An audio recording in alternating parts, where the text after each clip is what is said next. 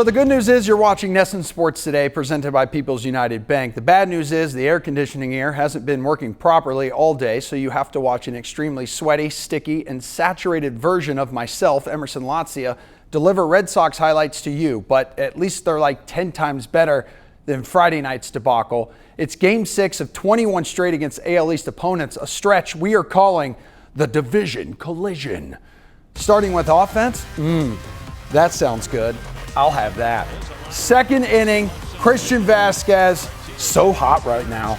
Getting the Red Sox on the board, JD Martinez, come on down.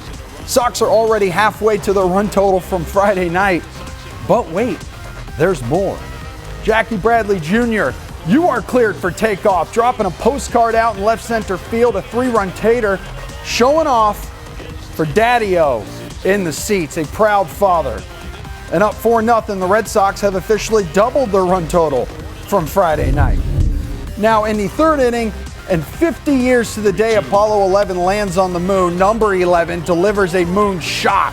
Rafael Devers, don't hurt him, kid. No, just kidding. Do all the damage you can. And on the eve of National Ice Cream Day, can I get a Scoops Ahoy?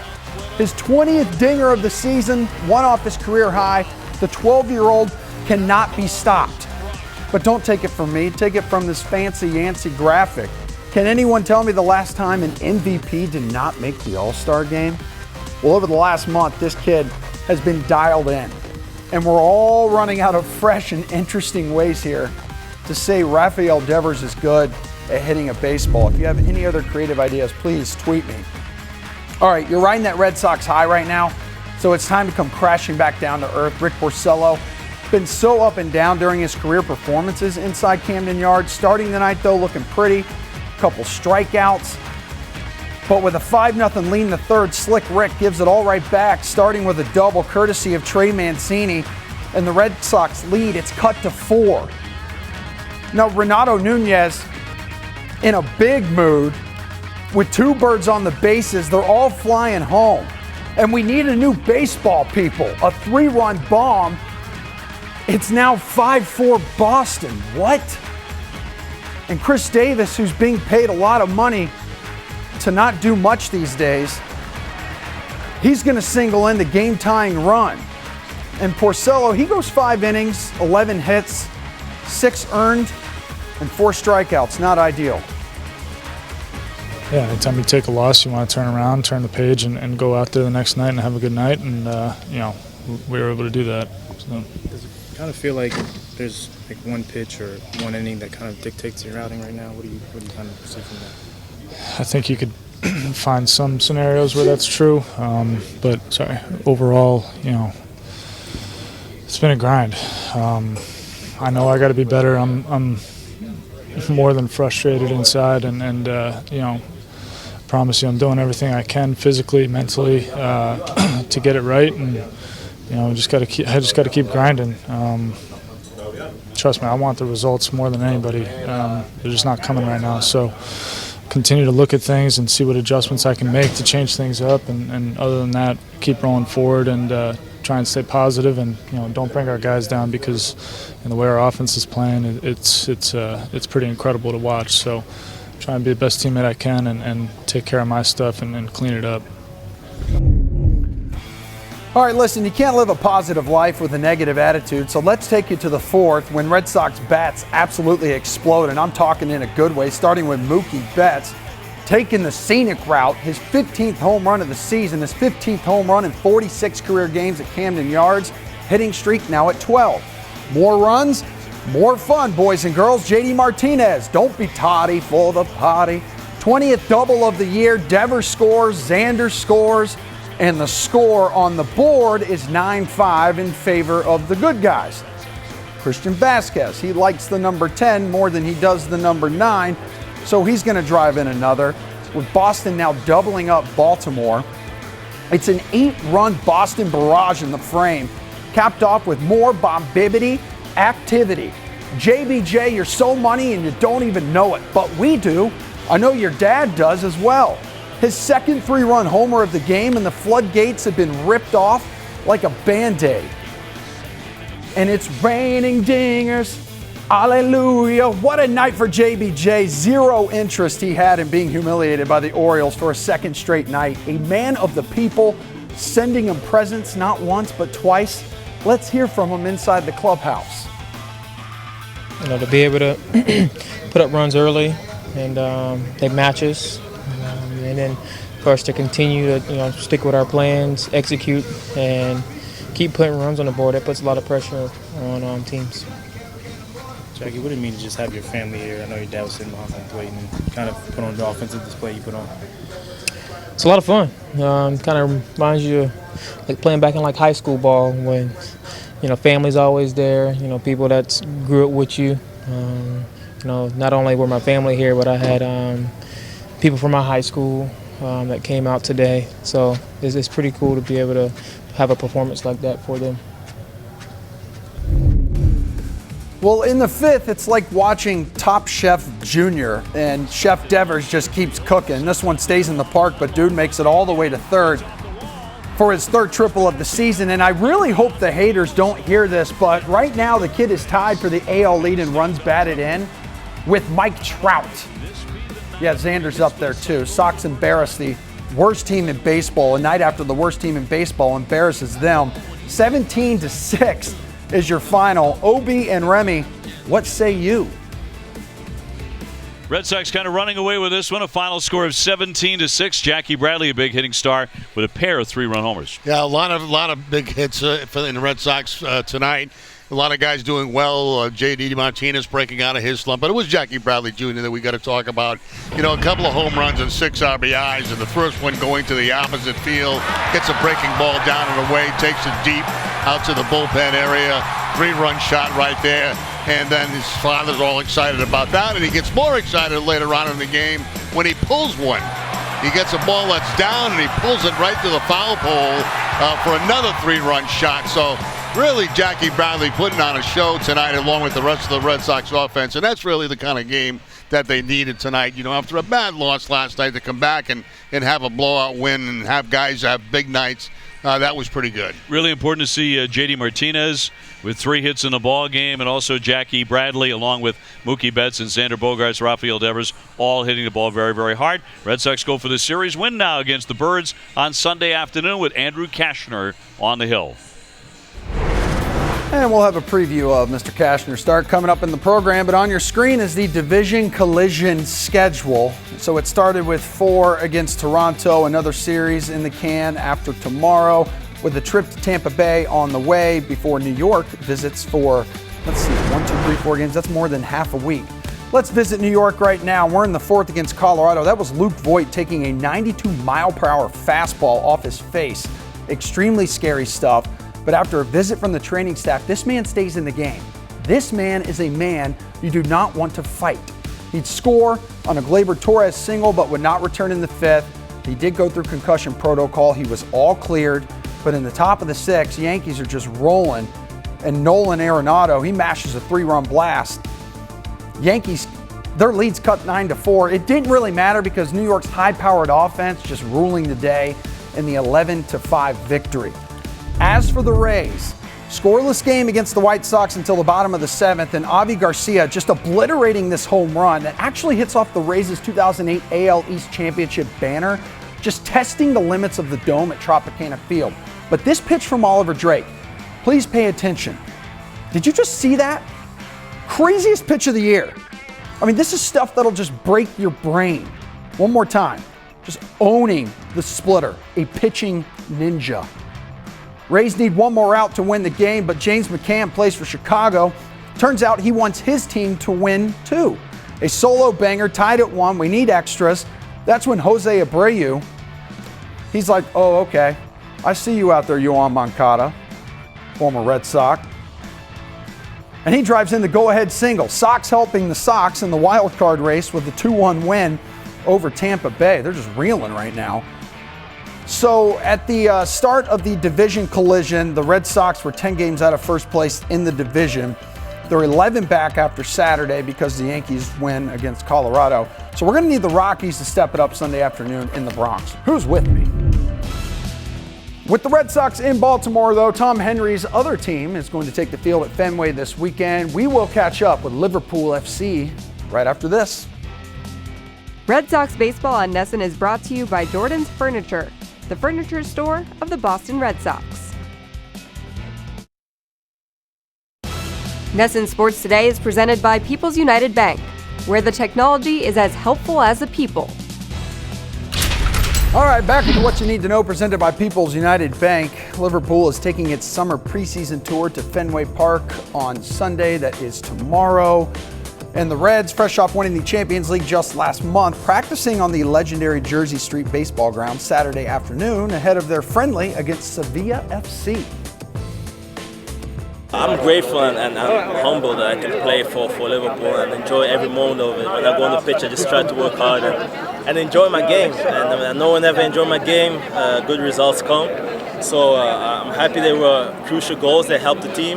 And again, it shows that how much we are together. The fact that the way they celebrate those goals and the fact that everyone is involved, you just tell how of a strong team we have. So that promises for the future. You want to be on the pitch, lifting a trophy again this season, of course. 100%. Hopefully we can do it soon with the Community Shield, and that'd be a nice way to start the season. And I think it's a realistic target. Obviously, we want to go and win every game, and hopefully this year we can do it again and aim for the Premier. In the space of 12 months, like a Liverpool legend, what's it been like? It's been amazing. I've been enjoying it.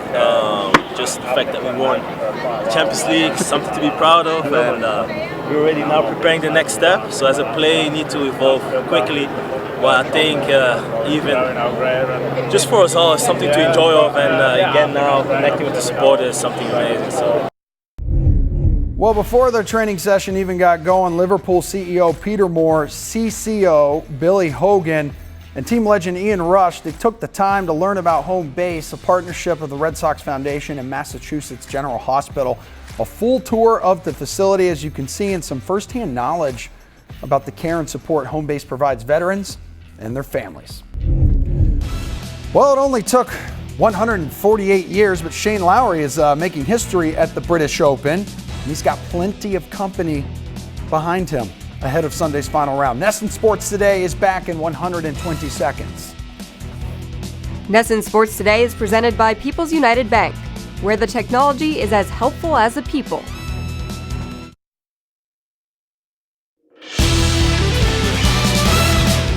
All right, no Tiger, no Phil, no Rory, no problem apparently for Shane Lowry, the stocky, bearded, cheery Irishman who looks a lot like a guy you partner up with for a member guest at your local country club. He's galloping all over the British Open field right now, closing in on his first career major. Starting Saturday's third round, tied for the lead, ending it with a much larger lead all to himself. Here he is on the par 3 16th. Cheers, mate. He carded another birdie, just the second one on this hole all day. Yes, it was a difficult one.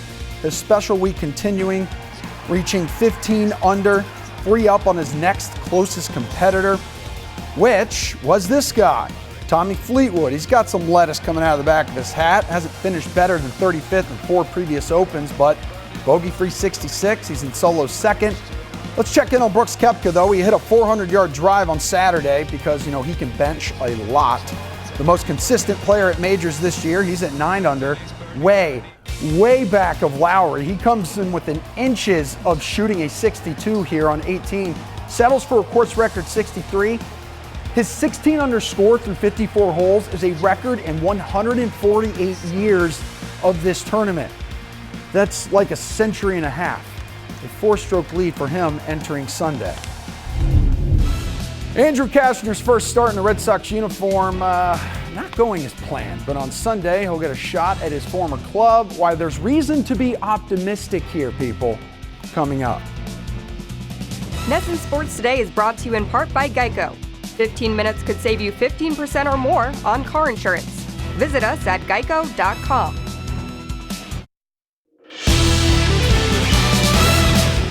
Well, 1 week after being acquired by the Orioles, Andrew Kashner, he's going to get his first shot at Baltimore on Sunday. His Sox debut earlier this week, it was not pretty. But remember this, please.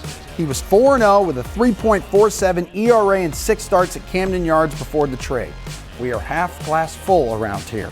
TC, Lenny, and Lyons looking ahead to his next outing. Final game in Baltimore for the Red Sox unless they meet in the playoffs. That's not going to happen. Andrew Cashner facing his former team. So the other day it was a case of 10 days off, and he's facing the Blue Jays for the second straight time.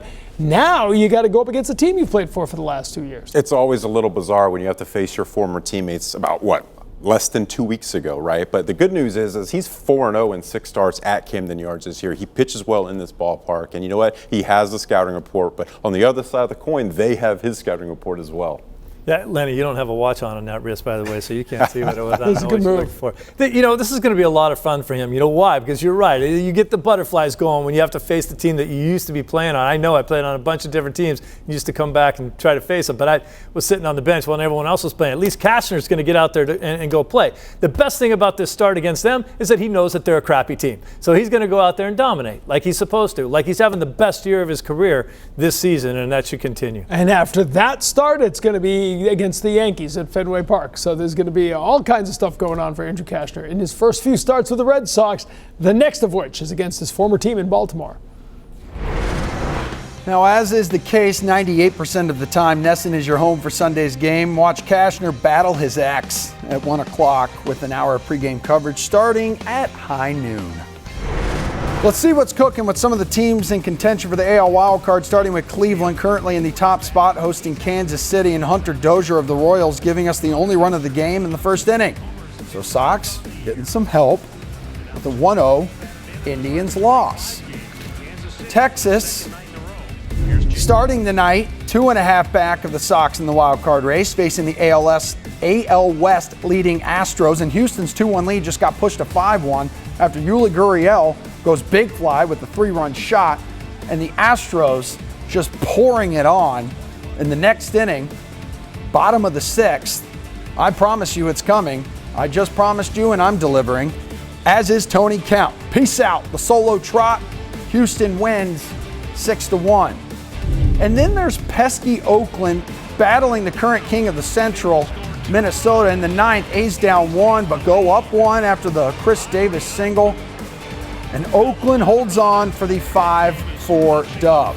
So after all that, this is what the American League wildcard standings look like. Cleveland and Oakland holding down the fort. Tampa Bay, 2 games back. Boston, 3 games out. And guess what? Those two battle it out for 3 games starting Monday down in Florida. As for Toronto, you watched Vlad Guerrero Jr. hit 3,000 home runs in the Derby. Now watch him connect for his first career Grand Slam against Detroit. Youngest American League player to hit one since Red Sox Hall of Famer Tony Conigliaro on June 3rd, 1964. Still ahead, here's to 2004 ALCS runner-up Mariano Rivera as he enters the Baseball Hall of Fame this weekend.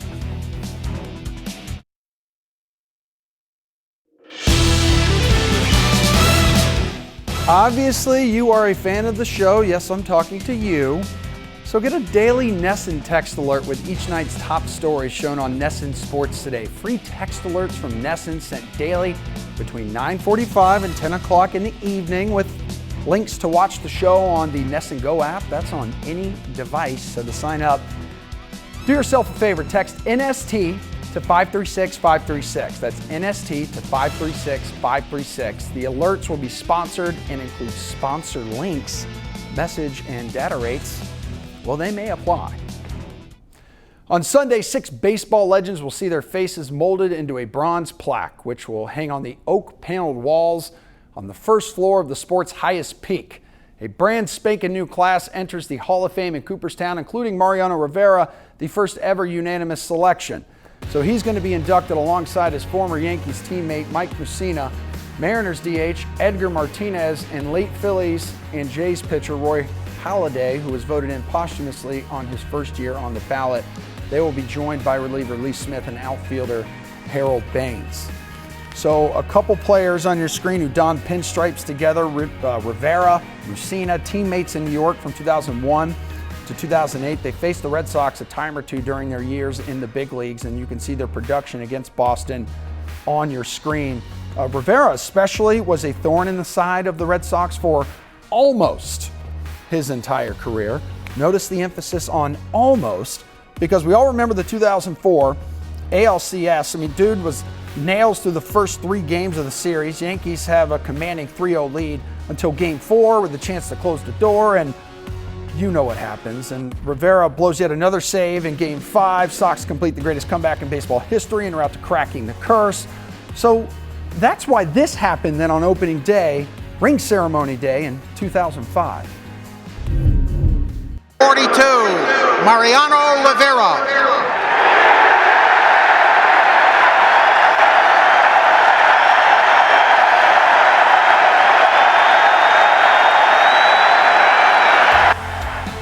Sellout crowd at Fenway just going nuts when Rivera's introduced, in appreciation of that rare postseason meltdown. Oh my gosh, I remember Randy Johnson was on the Yankees at one point. Taking things in stride though, he smiles and playfully tips his hat to the crowd. Good times, good for him, a good man, and also a painful reminder of their epic flop for the Yankees. So yeah, who knows? Maybe they'll meet again this postseason. Sox and O's, the series finale. It's Sunday afternoon. We got pregame coverage starting right here on NESN. Did I mention it was at noon? It is at noon. Right here on NESN again. NESN, noon.